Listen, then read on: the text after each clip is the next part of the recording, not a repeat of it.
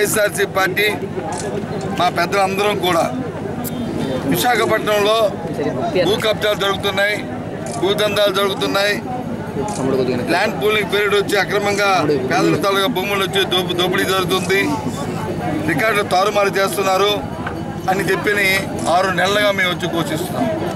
అంతకుముందు 4 నెలల నుంచి మా దగ్గర ఇన్ఫర్మేషన్ ఉంది.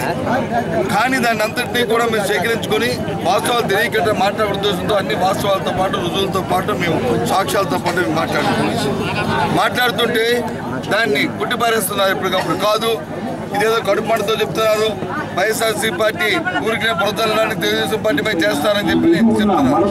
కానీ ఇప్పుడు నిన్న కాక మొన్న జిల్లా కలెక్టర్ గారు వచ్చి దాని మీద వచ్చి ప్రెస్ మీట్ పెట్టి ఇలా రికార్డు తారుమారయ్యి ఉద్దుత్తు పనులు పోయి అని చెప్తారు. ఇదంతా కూడా పచ్చి అబద్ధం.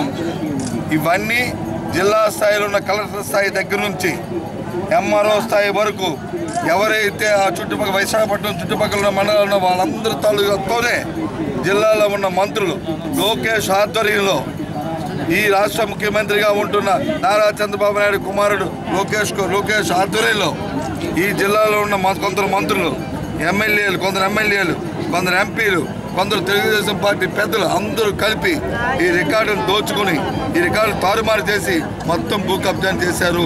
సుమారు 20,000 కోట్ల కాదు, సుమారు 1,00,000 కోట్ల రూపాయలు ఉన్న భూములు దాని విలువ. ఇక్కడే కాదు, ఇక్కడ ఉన్న ఈ పాకిరాపేట మండలంలో నక్కపిడిలో కూడా సుమారు 500 ఎకరాల వరకు కూడా ఇక్కడ కూడా అన్యాయకుతంగా చేసి వేల కోట్ల రూపాయలైన భూముల్ని ఇక్కడ కూడా తారుమారు చేశారు. ఇది కూడా ఇప్పటికే మేము ఇచ్చిన ఫిర్యాదుల మేర దానికి ఇప్పటికే శిక్షణలో దానికి ఉన్నాయి. వీటన్నిటి మీద సమగ్ర విచారణ జరపాలి. మంత్రులే మరి ఇందులో ముద్దాయిలుగా ఉన్నప్పుడు, మంత్రి ఇన్వాల్వ్మెంట్ ఉన్నప్పుడు, జిల్లా అధికారులు ఇన్వాల్వ్మెంట్ ఉన్నప్పుడు మరి స్థానికంగా ఉన్న ఏజెన్సీలతో జరిపితే ఎక్కడ దీనికి న్యాయం జరుగుతుంది, ఎక్కడ ప్రభుత్వ ధనాన్ని మనం ఆశా చేసుకుంటాం. కాబట్టి దీని మీద కేంద్ర స్థాయిలో దర్యాప్తు జరగాలి. అంటే దీని మీద సిబిఐ ఎంక్వైరీ జరిగితే తప్ప ఈ వాస్తవాలు బయటకు రావు.